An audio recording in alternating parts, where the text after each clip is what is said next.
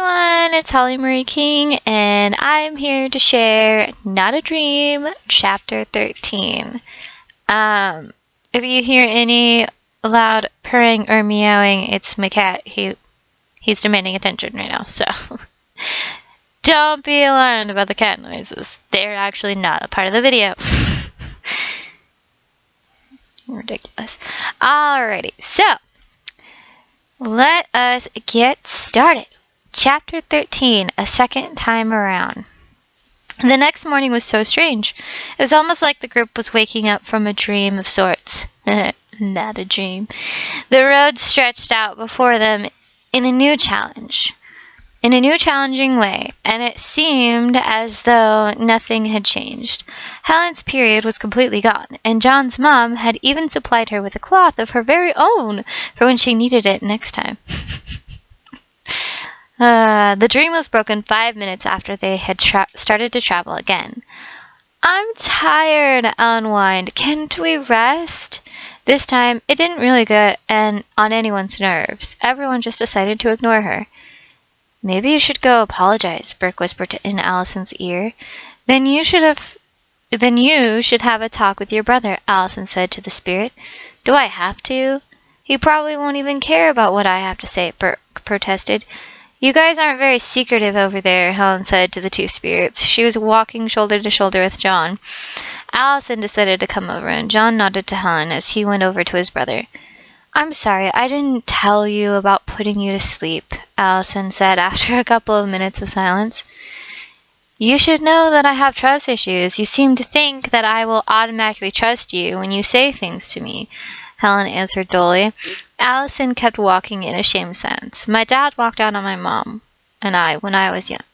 It makes it hard to trust anyone after living through that. So, if you want my trust, just start telling me things. I'm not so weak that I'll fall apart the moment you tell me." Allison turned to look at Helen's face with a smile on her lips. "Okay. Don't get me wrong. I still don't trust you. You just looked like you needed a hint," Helen said without looking at the spirit. "John," Ellen interrupted the quiet conversation between the brothers in order to bug John. "John, can we please rest? My feet hurt."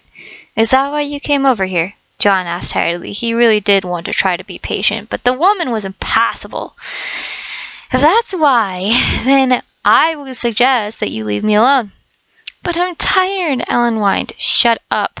John still had a long way to go in order to completely get his anger under control. "Can you do something about those two?"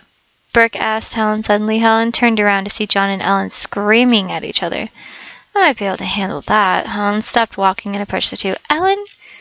John? Can I say something?" "What?" The two stopped arguing to shout at Helen. "I know you don't like each other, but here's an idea." Helen began speaking calmly. "The faster we move, the faster you can be rid of each other." Helen then turned to Rosie. "It's this way," the spirit answered, without needing to be asked. Helen followed the spirit, leaving Ellen and John to decide what they wanted to do. "Don't you want to watch over your human?"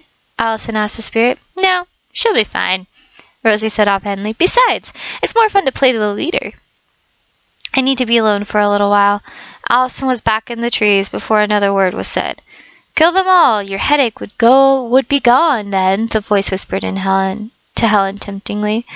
The group of people and spirits moved along in this fashion for some time, Rosie dancing ahead of the pack, Burke off to the side, Allison in the trees, Helen walking silently behind Rosie, and John and Ellen bringing up the rear, fuming at each other. Ellen hadn't asked for a break in a while, and the half-hour marker had long since passed when they approached a house. "Oh!" Ellen exclaimed excitedly. "A house! Let's stay here tonight," she said, pushing to be at the front of the line. Helen looked up at the sky and conceded that it was time to call it a night. "Very well, but calmly. We don't know what they're capable of," she warned the girl. "Then why don't you knock on the door?" Ellen snapped. Helen was beginning to wonder what happened to the happy, upbeat painter that she had met in the last town. "Fine." Helen rolled her eyes and approached the wooden front door. It was so strange to find a wooden house in the middle of nowhere. She lightly knocked. A frail old woman opened the door, peeking her beady little eyes outside. "May I help you?" "We are chilled to the bone and are in need of a nice hot meal. Would you mind harboring us?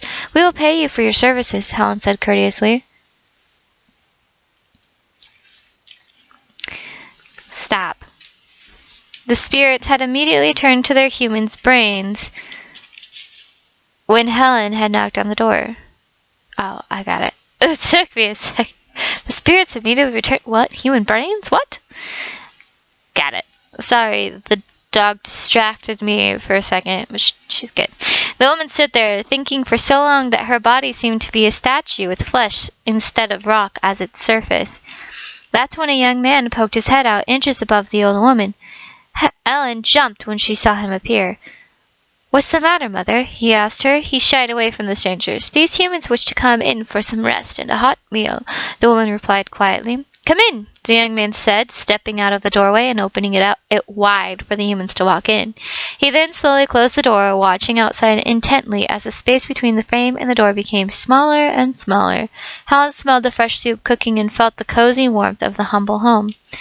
It made her long for a home for a split second. She then was painfully reminded that there was no one left in her old home that wanted her.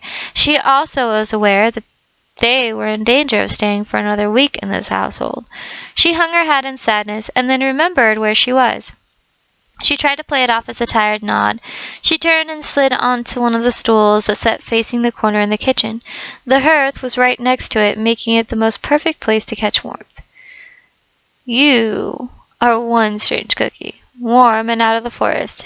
Ellen was a happy camper. "How so?" Helen asked, accepting some hot cocoa from the young man, who still watched them cautiously.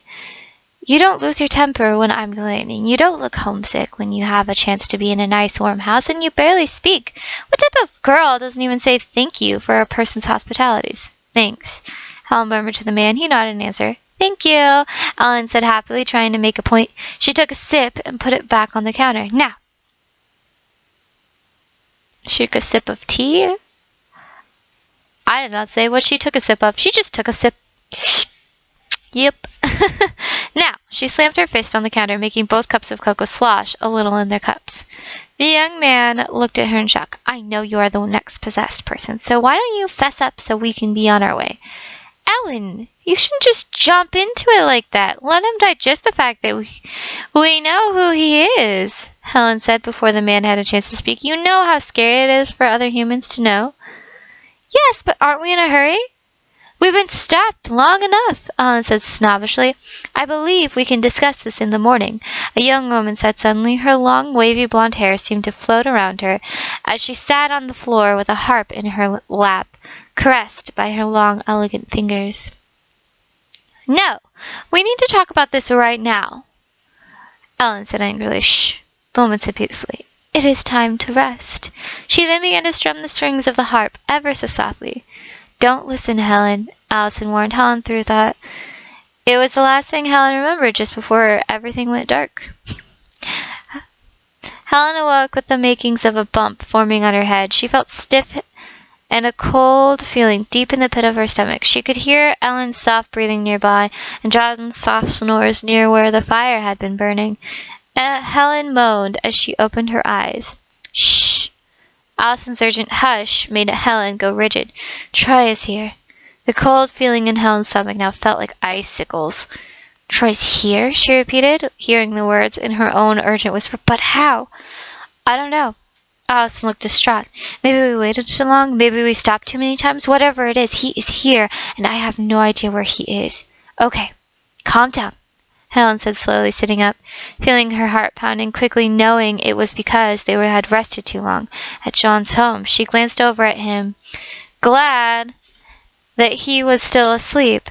"We know he isn't over here, so there must be another reason for his presence here." "Stay away," the young man's voice carried itself to their ears. Helen stood up quickly and Allison disappeared into the wall, leaving Helen alone in the dark. She walked to the wall and ran her hand along it until she found an open door.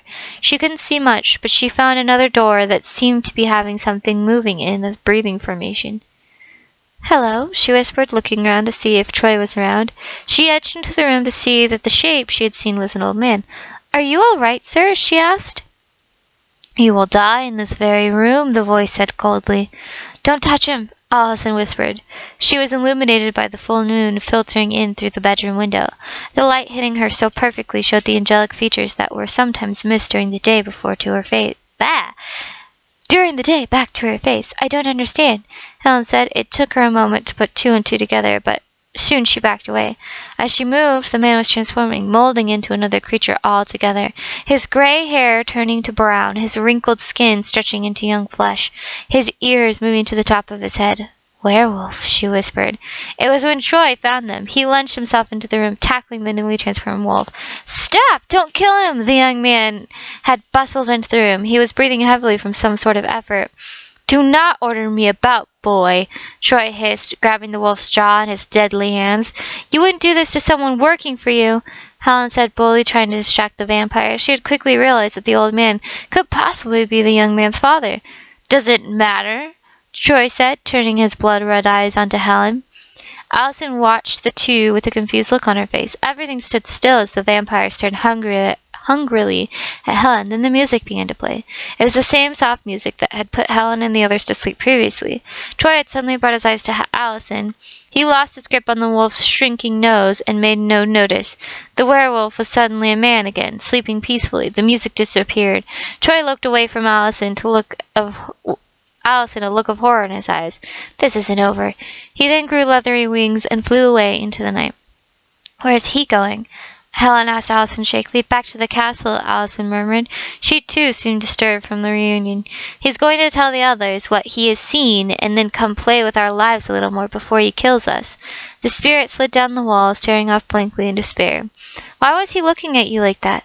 Helen asked her, nearly whispering. Allison shrugged.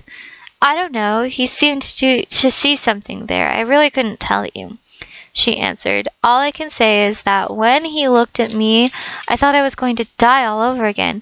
I hope that he only brings himself the next time he decides to show himself. The icicles evaporated in Helen's stomach and was replaced by an overwhelming feeling of nausea. I can't believe I did that. She slid down to the other side of the old man, in the same shocked state as Allison. The old man stirred. Father, the young man said, rushing over. Are you all right? Yes, the old man said, waving his hand away. I'll be fine. Just a little tired is all. These old bones aren't what they used to be after all. Well, as long as you're okay, Helen murmured, trying to sift all her fears out of her system. Fretting about standing up against Troy had been a very stupid idea. Yes. Thank you very much for your help, young lady, the old man said cheerily. Well, if you are all right, Father, we should go check on the other two travelers with her, the young man said to his father. Very well, the old man groaned as he stood up. His clothes were in tatters, and his wrinkled skin was very visible. Helen averted her eyes. You need our help, don't you? I believe I do, Helen answered, standing still, not 100% calm down. Does that mean you are possessed as well? Yes, the old man said with a sad nod. We are both possessed by our wives. Okay, well, that's it for chapter 13. But yeah. Anyway, hopefully I will see you guys next time. Bye!